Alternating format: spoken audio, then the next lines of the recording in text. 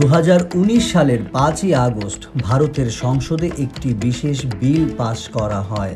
সংবিধান থেকে জম্মু কাশ্মীরের বিশেষ মর্যাদা সংক্রান্ত 370 নম্বর অনুচ্ছেদ বাদ দেওয়া হয়। একই সাথে পূর্ণ অঙ্গরাজ্যের মর্যাদাপ্রাপ্ত জম্মু কাশ্মীরকে ভাগ করা হয় কেন্দ্রশাসিত অঞ্চল জম্মু কাশ্মীর এবং লাদাখে। এর পরপরই সেখানে শুরু হয় ব্যাপক বিক্ষোভ, দিতে হয়েছিল লকডাউন। ওই একই বছরের শুরুতেও ভয়াবহ সংকট তৈরি হয়েছিল কাশ্মীর ঘিরে। ফেব্রুয়ারির 14 তারিখে 22 বছর বয়সী এক তরুণ সেনাবাহিনীর একটি কনভয়ে বিস্ফোরক নিয়ে আত্মঘাতী হামলা চালায়। ভারত নিয়ন্ত্রিত কাশ্মীরের পুলওয়ামায় চালানো এই হামলায় নিহত হয়েছিল অন্তত 40 জন ভারতীয় সেনা। হামলাকারী ছিল জৈশ-ই-মুহাম্মদ নামে পাকিস্তান ভিত্তিক একটি সশস্ত্র গোষ্ঠী। এই ঘটনার 12 দিনের মাথায় 1971 সালের পর ফের সীমান্ত অতিক্রম করে পাকিস্তানের বালাকোট অঞ্চলে বিমান হামলা চালায় ভারত। এই হামলায় ভারতের অন্তত 2টি বিমান বিধ্বস্ত হয় এবং একজন ভারতীয় পাইলটও পাকিস্তানের হাতে আটক হন। ফলে ভারত পাকিস্তানের মধ্যে ফের আরেকটি যুদ্ধের আশঙ্কাও তৈরি হয়েছিল। বিশ্বের সবচেয়ে বিরোধপূর্ণ অঞ্চলগুলোর একটি হচ্ছে কাশ্মীর। বিগত 76 বছরে কাশ্মীরকে কেন্দ্র করে 3 দফা যুদ্ধ করেছে ভারত ও পাকিস্তান। ভূকৌশলগতভাবে দারুণ গুরুত্বপূর্ণ কাশ্মীরকে ঘিরে রয়েছে পৃথিবীর 3টি শক্তিশালী দেশ ভারত, পাকিস্তান এবং চীন। ভারতের সাথে যুদ্ধের পর চীন কাশ্মীরের এই অংশটুকু হস্তগত করে, যা এখন পরিচিত আকসাই চীন নামে। আর কাশ্মীরের ট্রান্স কারাকোরাম অঞ্চলটি চীনকে ছেড়ে দিয়েছিল পাকিস্তান। ভারত এবং পাকিস্তান এই অংশ দুটো নিয়ন্ত্রণ করলেও দুপক্ষেরই আরও বেশি অঞ্চলের উপর দাবি রয়েছে। আর এই বিরোধপূর্ণ সীমানা নিয়ে বারবার রক্তক্ষয়ী সংঘর্ষে জড়িয়ে পড়েছে ভারত ও পাকিস্তান। কিন্তু এই বিরোধের শুরুটা হয়েছিল কিভাবে তা জানতে হলে আমাদের ফিরে যেতে হবে যখন এই সীমানা টানা হয়েছিল সেই সময়টাতে। 18 শতকের মাঝামাঝি সময়ে ব্রিটিশ শাসনের অধীনে ভারতবর্ষে ছিল কয়েকশো প্রদেশ ও নেটিভ স্টেট। আর 1947 সালে ভারতবর্ষ যখন স্বাধীন হয়, ব্রিটিশরা চলে যাওয়ার আগে তাড়াহুড়ো করে দেশটিকে দুভাগে ভাগ করে যাওয়ার সিদ্ধান্ত নেয়। এই অংশগুলোকে নিয়ে মুসলিম সংখ্যাগরিষ্ঠ পাকিস্তান এবং এই অংশগুলোকে হিন্দু সংখ্যাগরিষ্ঠ ভারত দেশের অন্তর্ভুক্ত করা হয়। কিন্তু বিভাজনের পরিণতি হয়ে উঠেছিল মর্মান্তিক।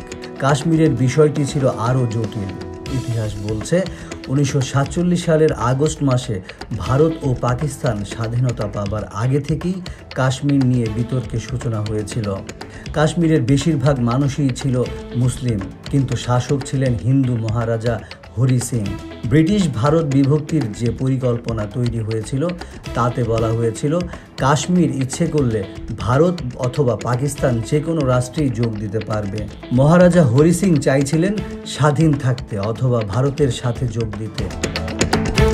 অন্যদিকে পশ্চিম জম্মু এবং গিলগিট বালতিস্তানের মুসলিমরা পাকিস্তানের সাথে যোগ দিতে চাইছিলেন। এদিকে মহারাজা হরি সিং ভারতের সাথে যোগ দিতে পারেন এই আশঙ্কা থেকে 1947 সালের অক্টোবর মাসে পাকিস্তান উপজাতীয় গোষ্ঠীগুলোর যোদ্ধারা অভিযান চালায় কাশ্মীর উপত্যকায়। হরি সিং আর দেরি না করে ভারতে যোগ দেওয়ার চুক্তিতে স্বাক্ষর করেন। ভারতও কাল বিলম্ব না করে সামরিক বাহিনী পাঠায় কাশ্মীরে, যার ফলে 1947 সালে শুরু হয় প্রথম ভারত পাকিস্তান যুদ্ধ। 1948 সালে জাতিসংঘের নিরাপত্তা পরিষদে কাশ্মীর ইস্যুকে সামনে নিয়ে আসে ভারত। ওই বছরে জাতিসংঘের মধ্যস্থতায় কাশ্মীরের যুদ্ধবিরতি কার্যকর হয়, তবে সেনা প্রত্যাহারে অস্বীকৃতি জানায় পাকিস্তান। এর ফলে কাশ্মীরে লাইন ধরে পাকিস্তান ও ভারত নিয়ন্ত্রিত 2 অংশে ভাগ হয়ে যায়। কাশ্মীরের বেশিরভাগ মানুষ মুসলমান হওয়ায় পাকিস্তান চাইছিল কাশ্মীর পাকিস্তানের অংশ হোক। আবার মহারাজা হরি সিং কাশ্মীরকে ভারতের কাছে হস্তান্তর করেছে এমন চুক্তিতে ভারতও দাবি ছাড়তে নারাজ হচ্ছিল। তবে কাশ্মীরের পূর্ণ নিয়ন্ত্রণ পাওয়ার জন্য 2 দেশই ছিল সমান তৎপর। এরই ধারাবাহিকতায় 1965 সালে শুরু হয় দ্বিতীয় ভারত পাকিস্তান যুদ্ধ। 1971 সালে ফের মুখোমুখি হয় ভারত পাকিস্তান। এবার সরাসরি কাশ্মীর ইস্যুতে না হলেও উপলক্ষ্য ছিল তৎকালীন পূর্ব পাকিস্তান। ভারতের সহযোগিতায় বাংলাদেশের মুক্তিযোদ্ধারা পাকিস্তানকে পরাজিত করলে জন্ম নেয় একটি নতুন দেশ বাংলাদেশ। ফলে পাকিস্তান তার পূর্বের অংশ হারিয়ে বসলে কাশ্মীর হয়ে ওঠে পাকিস্তানের কাছে দারুণ গুরুত্বপূর্ণ। 1972-এর সিমলা চুক্তির মধ্য দিয়ে বর্তমানে কাশ্মীরের লাইন অফ কন্ট্রোল বা নিয়ন্ত্রণ রেখা চূড়ান্ত রূপ পায়। এরপর লাইন অফ কন্ট্রোলে ভারত ও পাকিস্তান সামরিক উপস্থিতি বাড়িয়ে চলছিল। 1984 সালে ভারত সিয়াচেন হিমবাহ এলাকার নিয়ন্ত্রণ নিয়ে নেয়। এদিকে 1987 সালে একটি বিতর্কিত স্থানীয় নির্বাচনের পর কাশ্মীরের পরিস্থিতি ভয়াবহ অবনতি হতে শুরু করে। প্রতিবাদে রাস্তায় নেমে আসে সেখানকার বহু মানুষ। শুরু হয় তুমুল বিক্ষোভ, আর ভারত সরকারও এদের দমনে ভীষণ কঠোর হয়ে ওঠে, যার ধারাবাহিকতায় পরিস্থিতি হয়ে ওঠে আরও সহিংস। এ সময় জম্মু ও কাশ্মীর লিবারেশন ফ্রন্ট JKLF নামে একটি সংগঠনের উত্থান ঘটে, কাশ্মীরের স্বাধীনতার জন্য যারা শুরু করে সশস্ত্র বিদ্রোহ। ভারতীয় সেনাদের উপর হামলার ঘটনা দিনকে দিন বেড়েই চলছিল। এই সময় পরিস্থিতি নিয়ন্ত্রণে অন্তত 5 লাখ নিরাপত্তা বাহিনীর সদস্য মোতায়েন করে ভারত। সশস্ত্র বিদ্রোহী বা নিরীহ প্রতিবাদকারী সবার উপরই চড়াও হতে শুরু করে তারা। মৃত্যু হয় বহু নিরস্ত্র নিরীহ মানুষের। ঘরবাড়ি ছেড়ে পালাতে হয় অনেককেই। 1998 সালে ভারতের পর পাকিস্তানও চালায় পরমাণু বোমার সফল পরীক্ষা, আর কাশ্মীর হয়ে ওঠে 2 পরমাণু শক্তিধর দেশের যুদ্ধের ময়দান। 1999 সালে ফের আরেকটি যুদ্ধে জড়ায় ভারত ও পাকিস্তান। আরেকটি যুদ্ধবিরতির মধ্য দিয়ে 1999 সালে যুদ্ধের অবসান হলেও কাশ্মীরকে কেন্দ্র করে দুদেশের অবস্থানের কোনো পরিবর্তন আসেনি।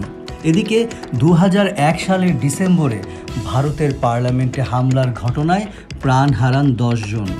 এই হামলার জন্য পাকিস্তান ভিত্তিক সংগঠন লস্কর-ই-তৈয়বাকে দায়ী করে ভারত। এ ঘটনায় ভারত ও পাকিস্তানের মধ্যে ফের যুদ্ধ বেঁধে যাওয়ার আশঙ্কাও তৈরি হয়েছিল। আর 2008 সালে মুম্বাই হামলায় 188 জনের প্রাণহানির ঘটনায় আবারও উঠে আসে লস্কর-ই-তৈয়বার নাম।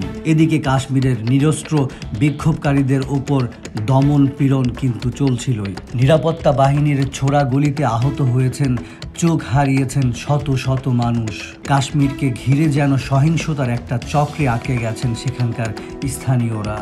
কাশ্মীর সংকট শুরুর 76 বছর পরেও কাশ্মীর ইস্যুতে ভারত ও পাকিস্তানের অবস্থানে কোনো পরিবর্তন আসেনি। আর বরাবরই দেশের এই অনুর অবস্থানের ভুক্তভোগী হয়েছেন সেখানকার সাধারণ মানুষ। 2 শক্তির স্বার্থের দ্বন্দ্বে চাপা পড়ে গেছে সেখানকার সাধারণ মানুষের চাওয়া। আর খুব শীঘ্রই এই সংকটের সমাধান হবে না তা অনেকটা নিশ্চিতভাবেই বলা যায়।